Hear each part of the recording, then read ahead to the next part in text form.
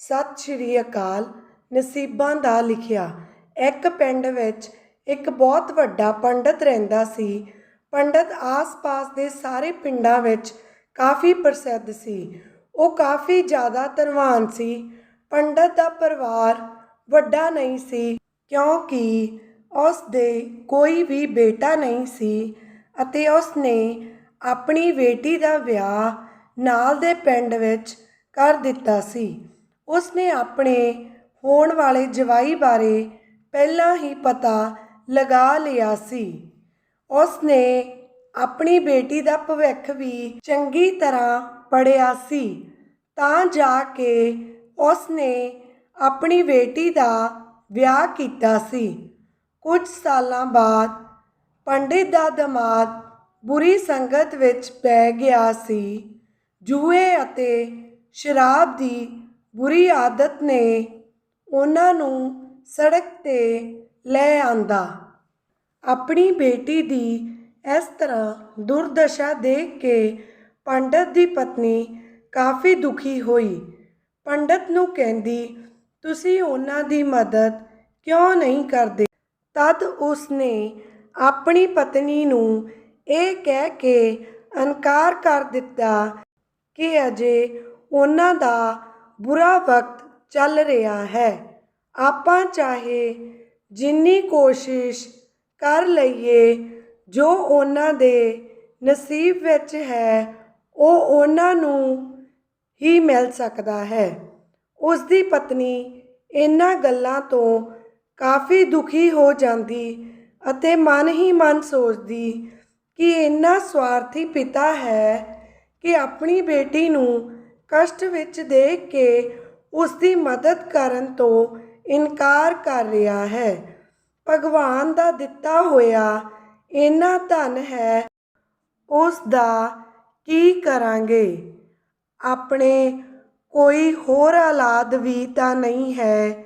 ਜੇ ਆਪਾਂ ਇਸ ਲਈ ਕੁਝ ਨਾ ਕੀਤਾ ਤਾਂ ਫਿਰ ਆਪਾਂ ਕੀ ਕਰਾਂਗੇ? ਪੰਡਿਤ ਇੱਦਾਂ ਦਾ ਨਹੀਂ ਸੋਚਦਾ ਸੀ। ਇਸ ਦਾ ਮਤਲਬ ਇਹ ਨਹੀਂ ਹੈ ਕਿ ਮੈਂ ਆਪਣੀ ਬੇਟੀ ਨੂੰ ਪਿਆਰ ਨਹੀਂ ਕਰਦਾ। ਮੈਂ ਆਪਣੀ ਬੇਟੀ ਦੀ ਕੁੰਡਲੀ ਬੜੀ ਚੰਗੀ ਤਰ੍ਹਾਂ ਪੜ੍ਹੀ ਹੈ। ਚਾਹੇ ਕੋਈ ਵੀ ਲੜਕਾ ਉਸ ਨਾਲ ਵਿਆਹ ਕਰੇਗਾ, ਇਹ ਸਮਾਂ ਉਸ ਦੀ ਜ਼ਿੰਦਗੀ ਵਿੱਚ ਆਉਣਾ ਹੀ ਸੀ। ਬਿਨਾਂ ਭੁਗਤੇ ਉਸ ਨੂੰ ਇਸ ਦਾ ਛੁਟਕਾਰਾ ਨਹੀਂ ਮਿਲਣਾ ਸੀ। ਇੱਕ ਦਿਨ ਉਹ ਖਾਣ ਪੀਣ ਦੇ ਵੀ ਮੁਹਤਾਜ ਹੋ ਚੁੱਕੇ ਸਨ ਅਤੇ ਪੰਡਿਤ ਦੀ ਬੇਟੀ ਅਤੇ ਉਸ ਦਾ ਦਾਮਾਦ ਉਸ ਦੇ ਘਰ ਆਏ। ਪੰਡਿਤ ਦੀ ਪਤਨੀ ਅਤੇ ਪੰਡਿਤ ਨੇ ਉਹਨਾਂ ਦਾ ਸਤਿਕਾਰ ਕੀਤਾ। ਬੇਟੀ ਅਤੇ ਦਾਮਾਦ ਦੀ ਪੰਡਿਤ ਕੋਲੋਂ ਸਹਾਇਤਾ ਮੰਗਣ ਦੀ ਹਿੰਮਤ ਨਾ ਹੋਈ। ਇਸ ਕਰਕੇ ਉਹ ਬਿਨਾਂ ਬੋਲੇ ਹੀ ਆਪਣੇ ਘਰ ਨੂੰ ਵਾਪਸ ਆਉਣ ਲੱਗੇ। ਪਰ ਮਾਂ ਤਾਂ ਮਾਂ ਹੀ ਹੁੰਦੀ ਹੈ। ਪੰਡਤਾਈਨ ਕੋਲੋਂ ਰਿਹਾ ਨਾ ਗਿਆ। ਉਸ ਨੇ ਬੂੰਦੀ ਦੇ ਲੱਡੂ ਬਣਾ ਕੇ ਉਸ ਵਿੱਚ ਸੋਨੇ ਦੇ ਸਿੱਕੇ ਰੱਖ ਦਿੱਤੇ ਤਾਂ ਜੋ ਬੇਟੀ ਅਤੇ ਦਾਮਾਦ ਨੂੰ ਆਰਥਿਕ ਮਦਦ ਮਿਲ ਜਾਵੇਗੀ।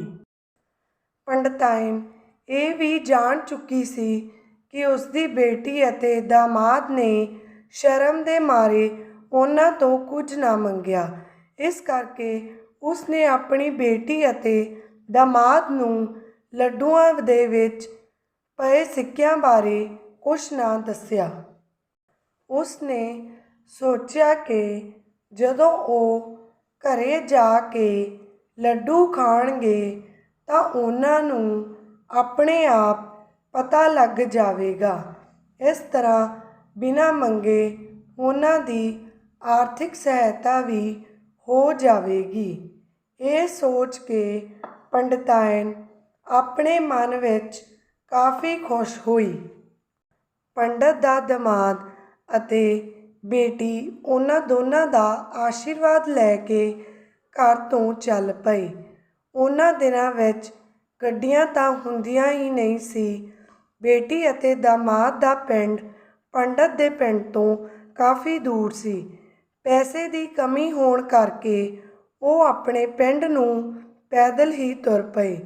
ਅਜੇ ਉਹ ਥੋੜ੍ਹੀ ਦੂਰ ਹੀ ਗਏ ਸੀ ਕਿ ਪੰਡਤ ਦੀ ਬੇਟੀ ਦੇ ਪੈਰ ਵਿੱਚ ਮੋਚ ਆ ਗਈ। ਉਸ ਦਾ ਚੱਲਣਾ ਮੁਸ਼ਕਿਲ ਹੋ ਗਿਆ ਸੀ। ਪੰਡਤ ਦੇ ਦਾਮਾਦ ਨੇ ਦੇਖਿਆ ਕਿ ਹੁਣ ਉਸ ਨੂੰ ਚੱਲਣ ਵਿੱਚ ਮੁਸ਼ਕਿਲ ਆ ਰਹੀ ਹੈ ਤਾਂ ਉਸ ਨੇ ਇੱਕ ਟਾਂਗਾ ਆਪਣੇ ਘਰ ਤੱਕ ਕਿਰਾਏ 'ਤੇ ਲੈ ਲਿਆ। ਉਹ ਘਰ ਪਹੁੰਚੇ ਤਾਂ ਉਹਨਾਂ ਕੋਲ ਪੈਸੇ ਨਹੀਂ ਸਨ ਤਾਂ ਉਹਨਾਂ ਨੇ ਉਸ ਟਾਂਗੇ ਵਾਲੇ ਨੂੰ ਬੂੰਦੀ ਦੇ ਲੱਡੂ ਦੇ ਦਿੱਤੇ। ਟਾਂਗੇ ਵਾਲਾ ਆਪਣੇ ਘਰ ਨੂੰ ਵਾਪਸ ਜਾ ਰਿਹਾ ਸੀ ਤਾਂ ਉਸਨੇ ਸੋਚਿਆ ਕਿ ਇਹਨਾਂ ਬੂੰਦੀ ਦੇ ਲੱਡੂਆਂ ਨਾਲ ਉਸਦੇ ਪਰਿਵਾਰ ਦਾ ਗੁਜ਼ਾਰਾ ਨਹੀਂ ਹੋਵੇਗਾ। ਉਸਨੇ ਸੋਚਿਆ ਇਹ ਬੂੰਦੀ ਦੇ ਲੱਡੂ ਹਲਵਾਈ ਨੂੰ ਵੇਚ ਕੇ ਚਾਵਲ ਖਰੀਦ ਲਵਾਂਗਾ। ਜਿਸ ਪਿੰਡ ਵਿੱਚ ਉਹ ਹਲਵਾਈ ਰਹਿੰਦਾ ਸੀ ਉਸ ਪਿੰਡ ਵਿੱਚ ਇੱਕ ਆਦਮੀ ਨੇ ਆਪਣੇ ਘਰ ਪੂਜਾ ਰਖਵਾਈ ਹੋਈ ਸੀ। ਉਸ ਪੰਡਤ ਨੇ ਉਸ ਘਰ ਵਿੱਚ ਪੂਜਾ 'ਤੇ ਬੁਲਾਇਆ ਹੋਇਆ ਸੀ। ਪੂਜਾ ਵਿੱਚ ਲੱਗਣ ਵਾਲੇ ਪ੍ਰਸ਼ਾਦ ਦੇ ਲਈ ਉਸ ਆਦਮੀ ਨੇ ਉਸ ਹਲਵਾਈ ਤੋਂ ਬੂੰਦੀ ਦੇ ਲੱਡੂ ਖਰੀਦੇ। ਹਲਵਾਈ ਨੇ ਵੀ ਉਸ ਟਾਂਗੇ ਵਾਲੇ ਨੂੰ ਖਰੀਦੇ ਹੋਏ ਲੱਡੂ ਦੇ ਦਿੱਤੇ ਤਾਂ ਕਿ ਉਹ ਖਰਾਬ ਨਾ ਹੋ ਜਾਣ, ਕਿਉਂਕਿ ਉਹ ਜਾਣਦਾ ਨਹੀਂ ਸੀ ਕਿ ਇਹ ਲੱਡੂ ਕਦੋਂ ਦੇ ਬਣੇ ਹੋਏ ਸਨ। ਪੂਜਾ ਖਤਮ ਹੁੰਦੇ ਹੀ ਜਦੋਂ ਪੰਡਤ ਬੂੰਦੀ ਦੇ ਲੱਡੂ ਲੈ ਕੇ ਘਰ ਵਾਪਸ ਆਇਆ ਤਾਂ ਪੰਡਿਤ ਜਦੋਂ ਖਾਣਾ ਖਾਣ ਬੈਠ ਗਿਆ ਤਾਂ ਉਸ ਨੇ ਬੂੰਦੀ ਦੇ ਲੱਡੂ ਖਾਧੇ ਤਾਂ ਉਸ ਵਿੱਚੋਂ ਸੋਨੇ ਦਾ ਸਿੱਕਾ ਨਿਕਲ ਆਇਆ, ਜਿਸ ਨੂੰ ਦੇਖ ਕੇ ਪੰਡਤਾਈਨ ਦੀਆਂ ਅੱਖਾਂ ਵਿੱਚ ਹੰਝੂ ਆ ਗਏ। ਤਾਂ ਪੰਡਿਤ ਨੇ ਉਸ ਨੂੰ ਰੋਣ ਦਾ ਕਾਰਨ ਪੁੱਛਿਆ ਤਾਂ ਪੰਡਤਾਈਨ ਨੇ ਉਸ ਨੂੰ ਸਭ ਕੁਝ ਦੱਸ ਦਿੱਤਾ ਅਤੇ ਉਸ ਤੋਂ ਮਾਫ਼ੀ ਮੰਗੀ।